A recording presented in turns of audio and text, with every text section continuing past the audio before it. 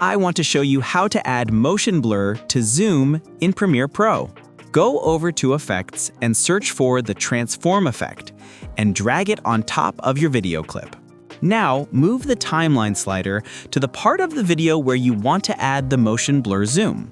Go over to Effect Controls and under Transform, click on the stopwatch icon besides Scale and Position, which will create our starting keyframes.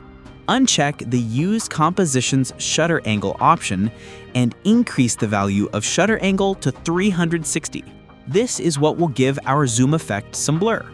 Now, move the timeline slider ahead about 0.5 to 1 second, and then increase the value of scale to anything above 200 for the best effect.